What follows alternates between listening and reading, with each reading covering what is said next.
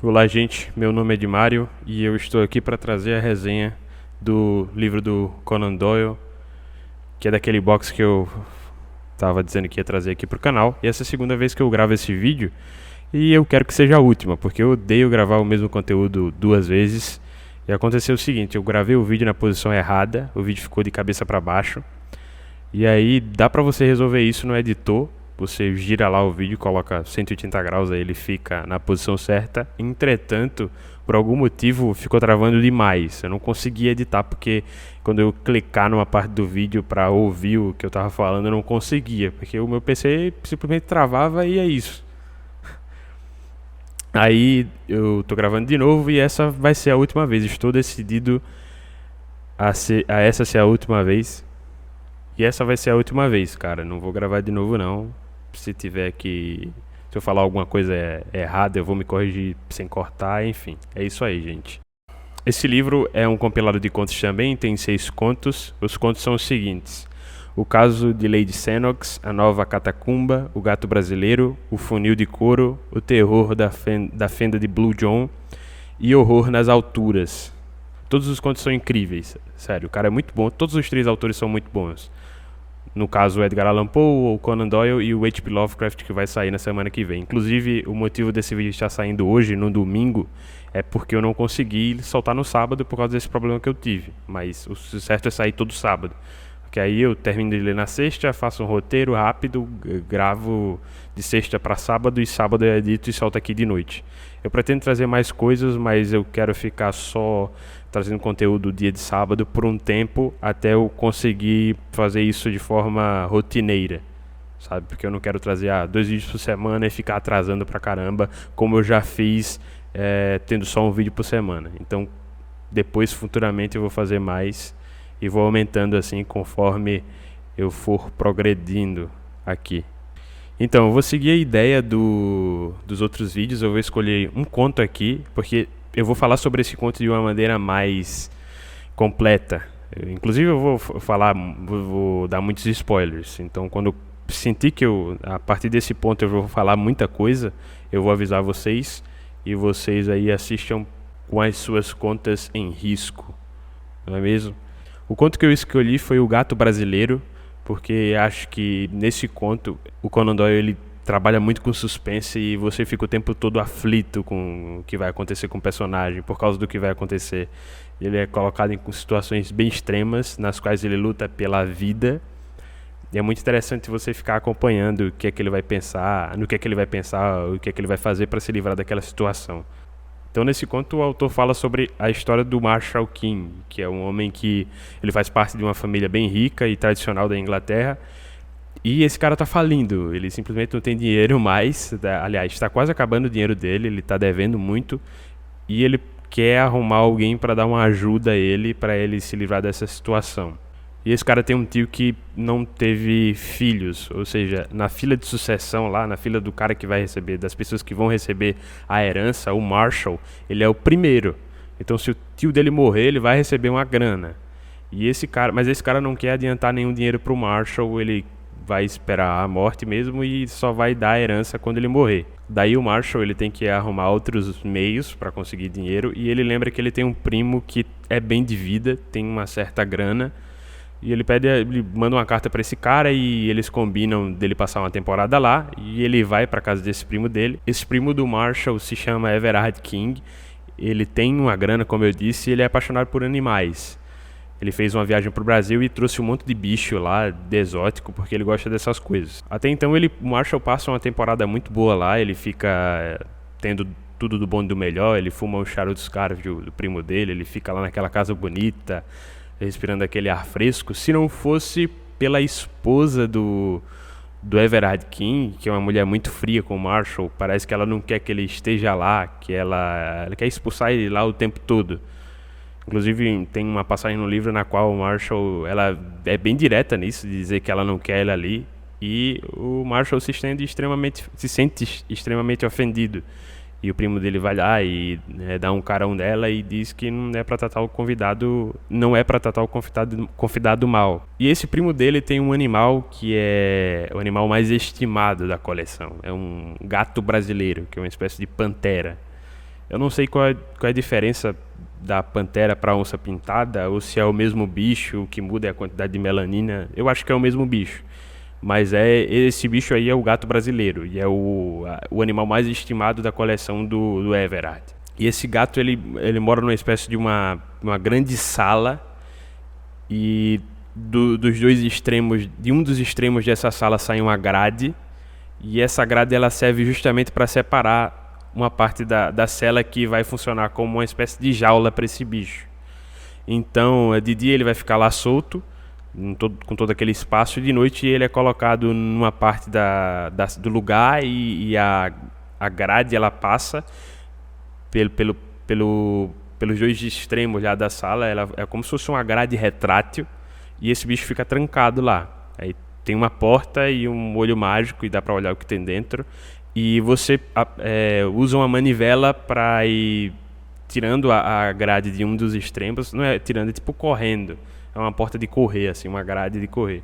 E você vai dando corda lá no negócio, e a grade vai saindo e prende o gato lá.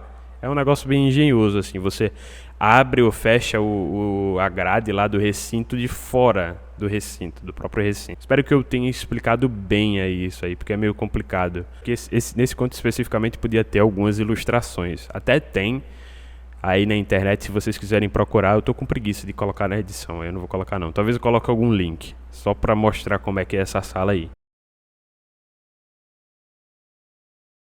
E aí, passa-se um tempo lá, e o Marshall ele decide finalmente falar com o primo dele sobre os problemas financeiros que ele tem. E ele não queria falar no começo para não ser aquela pessoa chata que só tá indo visitar o outro cara porque quer dinheiro.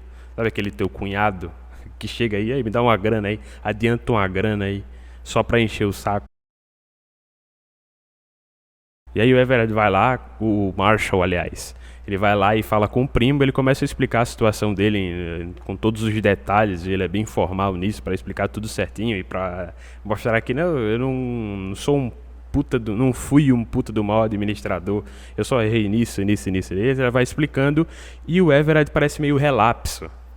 Uma característica desse cara, do primo do Marshall, é que ele recebe muitos telegramas durante o dia. Ele recebe demais. Aí o Marshall até nota isso e fica pensando, não, eu acho que ele recebe esse tanto de telegrama porque ele está envolvido com corrida de cavalo, com bolsa, essas coisas assim que os granfinos faziam naquela época. E aí o primo dele diz, olha, eu nunca fui muito bom com números, mas eu estou entendendo aonde você quer chegar, você quer uma ajuda e tal. Aí faz o seguinte, passa isso tudo pro papel, que amanhã eu olho, agora eu não estou muito com cabeça, e eu faço o possível para te ajudar. O Marshall, ele entende e faz isso, diz que vai fazer. E aí o primo dele diz assim, olha, eu estou com vontade de visitar o meu gato brasileiro, tu quer ir comigo? Só uma coisa, isso acontece lá na madrugada. Ele tem um dia cheio e ele encontra esse momento no dia dele para conversar com o Marshall. Então já é lá pelas tantas da madrugada e está chovendo muito.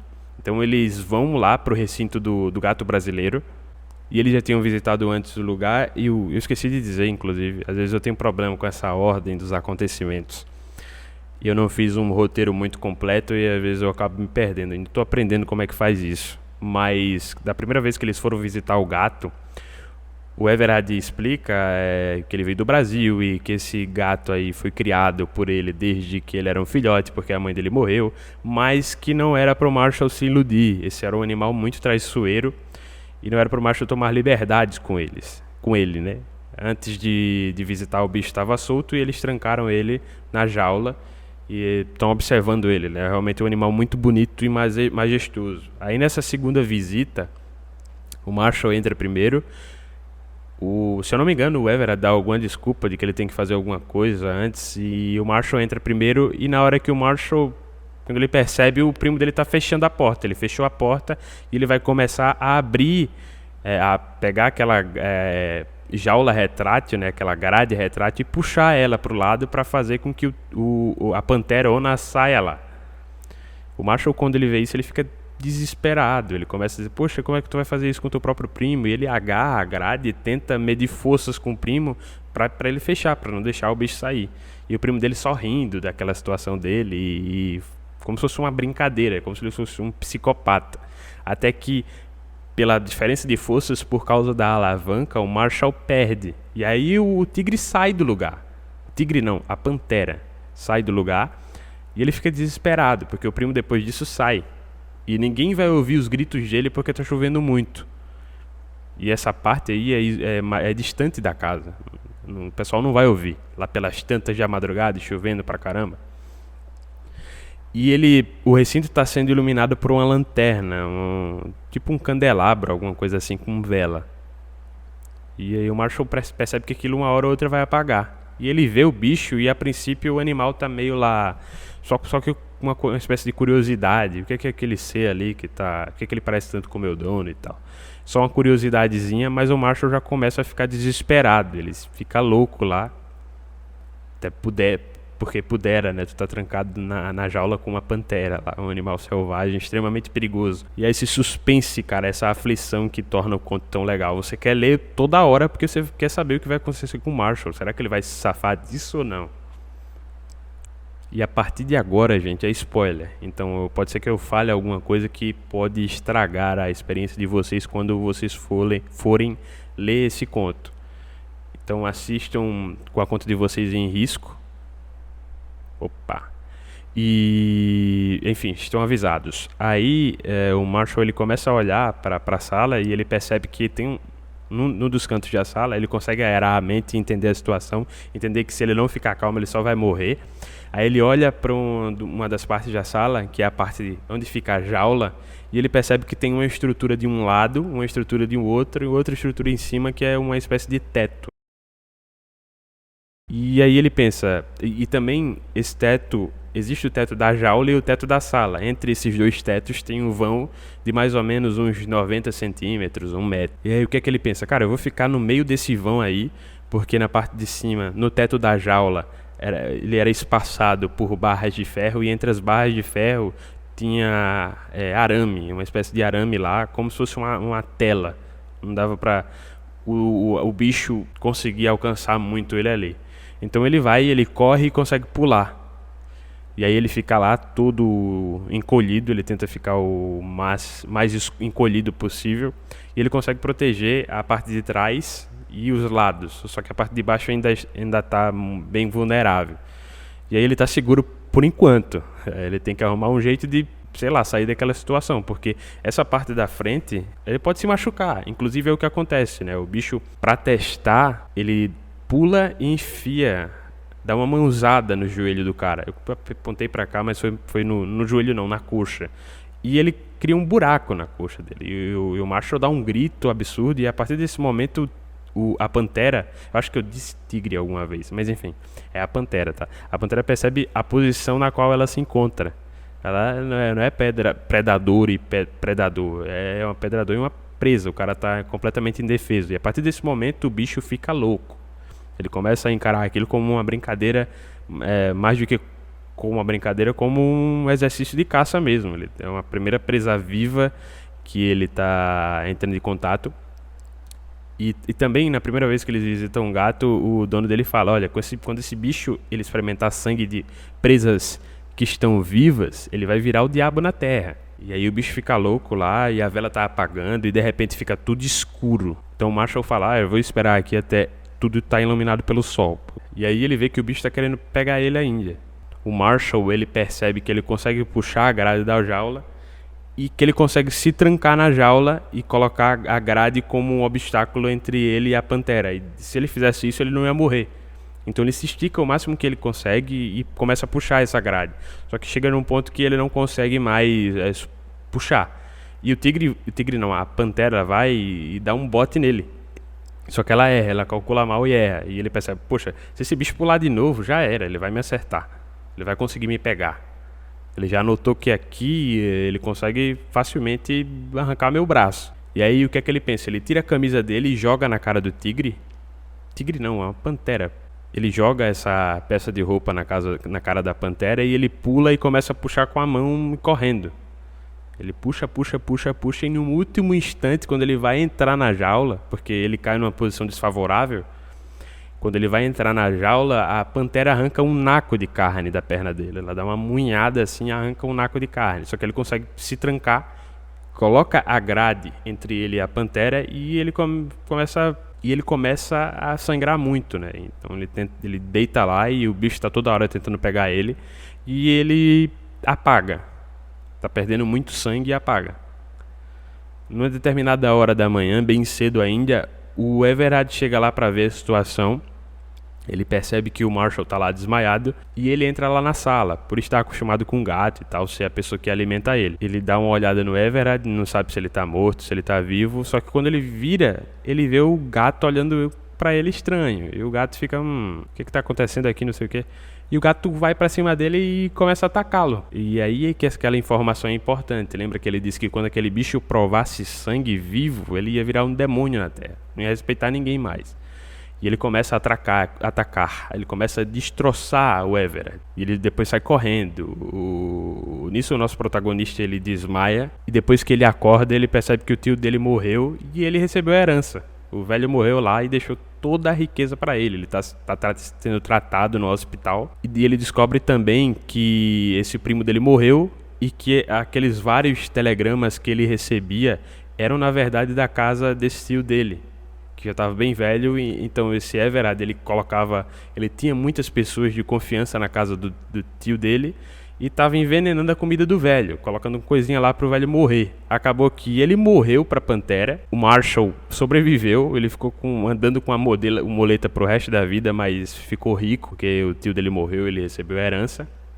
E a parte do plot que eu mais gostei é que, eventualmente, quando ele está se recuperando, a mulher do Everard vai lá visitá-lo e ela diz: eu tentei fazer de tudo para tu sair dali. Eu tentei fazer de tudo para ser escrota contigo, para ser mal educada, para dar a entender que eu te odiava, para que tu saísse dali e o meu marido não fizesse para que ele não conseguisse fazer essas malvadezas contigo.